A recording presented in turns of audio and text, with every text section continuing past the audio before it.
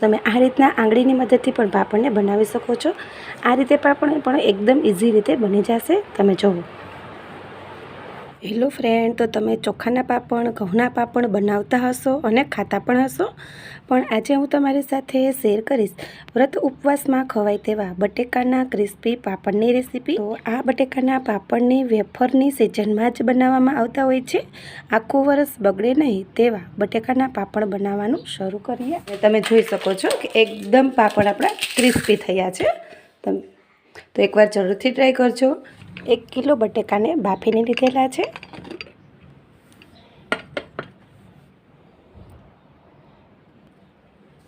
તો બટાકા આપણા વધારે બફાઈ જશે ને તો ચાલશે, પણ બટેકા આપણા ઓછા બફાવા ના જોઈએ। જો આ રીતના એકદમ સહેલાઈથી બટેકાની છાલ આપણી રિમૂવ થઈ જવી જોઈએ।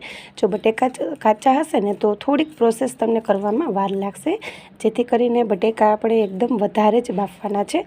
તો બટેકાને સૌથી પહેલાં તો આપણે છાલને રિમૂવ કરી લઈશું। અને હંમેશા બટેકાના પાપડ અત્યારે વેફરની સિઝનમાં જ બનાવવામાં આવે છે, કારણ કે વેફરમાં અત્યારે સ્ટાર્ચનું પ્રમાણ વધારે હોય છે, જેથી આખું વરસ તમે બટેકાના પાપડ ખાશો ને તો પણ બટેકાના પાપડ તમારા બગડશે નહીં। જો નાની નાની ટિપ્સ તમે ફોલો કરતા જશો ને તો તમારે પણ બટેકાના પાપડ એક નંબર બનશે। અને આ પાપડ બનાવતા બિલકુલ વાર નથી લાગતી।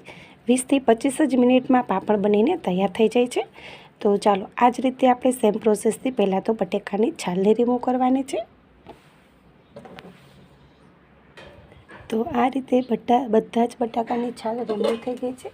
ત્યારબાદ હવે આપણે બટાકાને મેશ કરવાના છે। તો સૌથી પહેલાં તો મેં અહીંયા વાસણ લીધેલું છે, અને ત્યારબાદ તેમાં મેં અહીંયા ચોખાની જે ચારણી હોય છે ને એ લીધેલી છે। તમારી પાસે આની જગ્યાએ તમે ખમણીનો ઉપયોગ પણ કરી શકો છો। તે આ રીતના આપણે બટેકાને સરસ રીતે, તો આ રીતે આપણે બધા જ બટેકાને આ રીતના મેશ કરી લઈશું। આ રીતના આપણા બધા જ બટેકા સરસ એવા મેશ થઈ ગયા છે। જો હજી સુધી મારી ચેનલને સબસ્ક્રાઈબ ના કરી હોય તો સબસ્ક્રાઈબ કરી દેજો, સાથે બેલ આઇકોનને જરૂરથી દબાવજો આવી જ નવી રેસીપી વિડીયો સૌથી પહેલાં જોવા માટે। અને આ બટેકાના પાપડ વધારે ને વધારે શેર કરજો, જેથી બધા જ આ રીતના બટેકાના પાપડ બનાવીને ખાઈ શકે।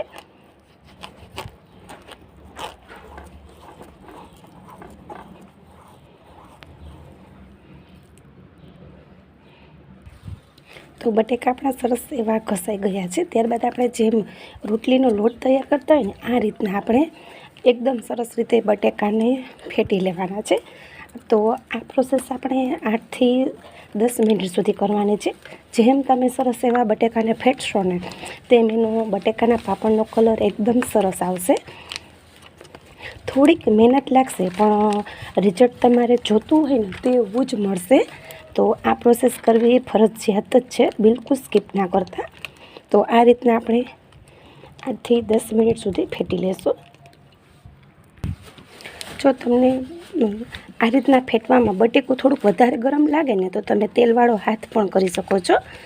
અત્યારે સ્ટાર્ચનું પ્રમાણ બટેકામાં વધારે હોય છે, એટલા માટે આ રીતની બટેકામાં ચીકાશ આવે છે। તો તમે તેલવાળા હાથ પણ કરી શકો છો। તો તમે જુઓ એકદમ સરસ એવું વ્હાઇટિંગ આવી ગયું છે। તમે જુઓ પહેલાં કરતાં એકદમ સરસ કલર પણ ચેન્જ થઈ ગયો છે। તો આ રીતનું મિશ્રણ તમે બટેકાનું ફેટશો ને એટલે એકદમ સરસ એવું જ રિઝલ્ટ જોવા મળશે। તો ચાલો હવે આ સમયે આપણે મસાલા એડ કરીશું। તો મસાલામાં સૌથી પહેલાં તો આપણે મીઠું એડ કરીશું। તો મેં અહીંયા જ્યારે બટેકા બાફેલા છે ત્યારે મીઠાનો ઉપયોગ નથી કરેલો, તો આપણે મીઠું એડ કરીશું। મીઠાનું પ્રમાણ થોડુંક આપણે ઓછું રાખવાનું છે, કારણ કે જેમ જેમ વધારે સમય જશે ને તેમ પાપડ આપણા સોલ્ટી થશે। ત્યારબાદ મેં 1 ચમચી જેટલા ચીલી ફ્લેક્સ લીધેલા છે, તે પણ એડ કરીશું। જો તમે વ્રતમાં ચીલી ફ્લેક્સ ના ખાતા હોય તો તમે લીલું મરચું પણ એડ કરી શકો છો। ત્યારબાદ આપણે 1 ચમચી જેટલી મેં જીરું લીધેલું છે તે એડ કરીશું, અને એકદમ ઝીણી સમારેલા ધાણા લીધેલા છે તે પણ એડ કરીશું, અને સરસ રીતે આપણે મિક્સ કરી લઈશું। તો એકદમ ચટપટું મિશ્રણ આપણું તૈયાર છે। તમે જુઓ હવે સરસ રીતે આ રીતના આપણે મિક્સ કરી લઈશું।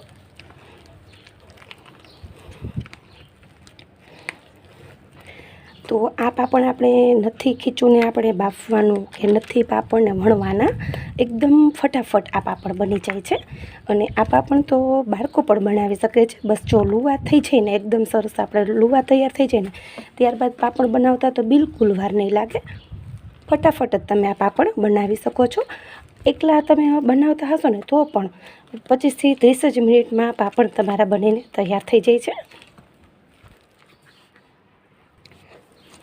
તો તમે આ સ્ટેજ ઉપર તમે ટેસ્ટ પણ કરી શકો છો. જો તમને થોડુંક મીઠાનું પ્રમાણ ઓછું લાગતું હોય ને તો તમે એડ પણ કરી શકો છો. તો સરસ એવું ટેસ્ટફુલ મિશ્રણ આપણું બનીને તૈયાર થઈ ગયું છે.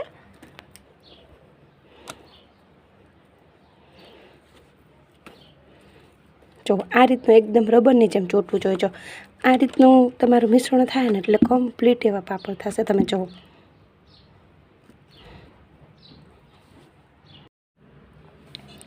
તો ચાલો હવે મિશ્રણને આપણે બોલ્સ તૈયાર કરીશું. તો બોલ્સ બનાવવા માટે સૌથી પહેલાં તો આપણે તેલવાળા હાથ કરવાના છે. અને આ રીતના આપણે સોપારી જેવડા લુવાને તૈયાર કરવાના છે.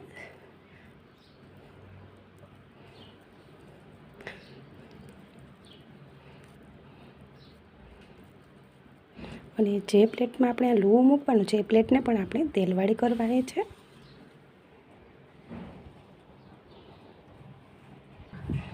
તો આ રીતના આપણે બોલ્સને તૈયાર કરીશું અને એક પ્લેટમાં રાખતા જશું. તો બધા જ લુવા તૈયાર થઈ ગયા છે. ત્યારબાદ આપણે આ રીતનું એક લુવો રાખીશું. ત્યારબાદ તેના ઉપર આપણે આ રીતનું એક બીજું પ્લાસ્ટિક રાખવાનું છે અને આ રીતનું પ્રેસ કરી દેવાનું છે.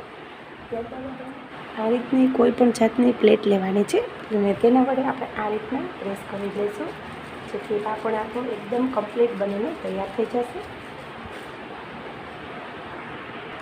તો મને થોડોક પાપડ વધારે જાડો લાગતો હતો તો હું ફરીથી આ રીતના પ્રેસ કરું છું.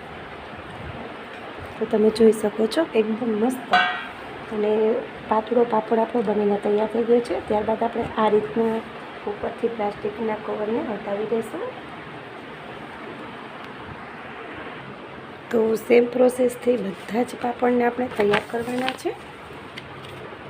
તો જો તમને ડીશની મદદથી પાપડ ના ફાવતા હોય ને બનાવતા, તો તમે આ રીતના આંગળીની મદદથી પણ પાપડને બનાવી શકો છો.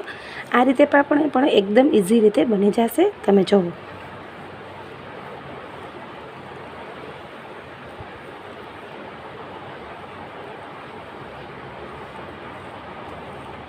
જો આ રીતના આંગળીની મદદથી આ રીતના તમે લેતા જશો ને તો એકદમ સરસ એવો ગોળ પાપડ તમારો તૈયાર થશે.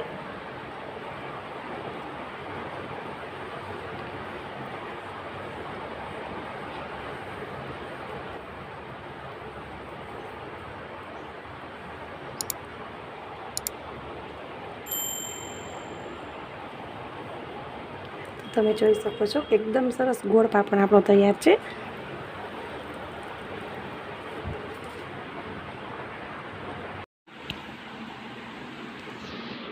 તો આ રીતના બધા જ બટેકાના પાપડ આપણા બનીને તૈયાર થઈ ગયો છે. તમે જુઓ, એક પણ પાપડ આપણો બટેકાના એકદમ ચીકાશને લીધે એક પણ પાપડ આપણો ફાટશે પણ નહીં. તમે જુઓ એકદમ મસ્ત બન્યા છે. તો એકવાર જરૂરથી ટ્રાય કરજો.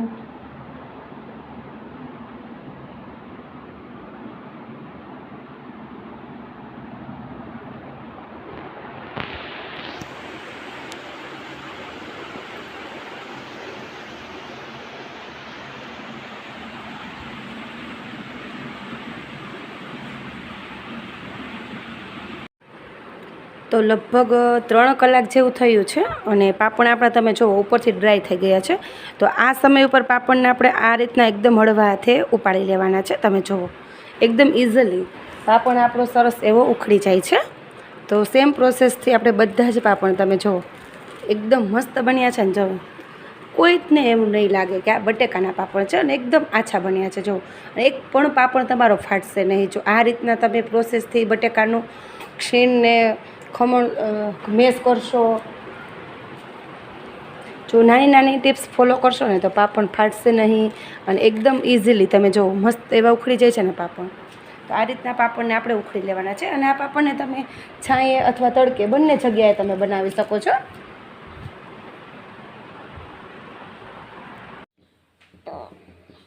તો આ રીતના આપણા બટેકાના ફરાળી પાપડ આપણા તૈયાર છે. તમે જોઈ શકો છો કે એક પણ પાપડ આપણો તૂટ્યો નથી. બધા જ પાપડ સરસ એવા તૈયાર થયા છે. જુઓ, અને એકદમ આછા પાપડ થયા છે કે તમે જોઈ શકો છો કે આપણી ફિંગર પણ દેખાય છે. એકદમ એવા આછા બન્યા છે. તો એકવાર તમે જરૂરથી ટ્રાય કરજો. તો ચાલો હું તમને આ પાપડને ફ્રાય કરીને બતાવીશ. સરસ દે છે તેમાં આપણે પાપડને ફ્રાય કરીશું. તો એકદમ ક્રિસ્પી આ પાપડ ખાવામાં તો સુપર ટેસ્ટી લાગે છે. તો આ રીતના બટેકાના પાપડ આપણા બનીને તૈયાર થઈ ગયા છે. અરે વાહ, તમે જુઓ, જોતાં જ ખાવાનું મન થઈ જાય તેવા બન્યા છે. તો વ્રત કે ઉપવાસમાં ખવાય તેવા એકદમ સુપર ટેસ્ટી બટેકાના ફરાળી પાપડ આપણા બનીને તૈયાર થઈ ગયા છે. અને તમે જોઈ શકો છો કે એકદમ પાપડ આપણા ક્રિસ્પી થયા છે. તો એકવાર જરૂરથી ટ્રાય કરજો. ફરી મળીશું એક આવી જ નવી રેસીપી સાથે. Thank you friend. જય શ્રી કૃષ્ણ.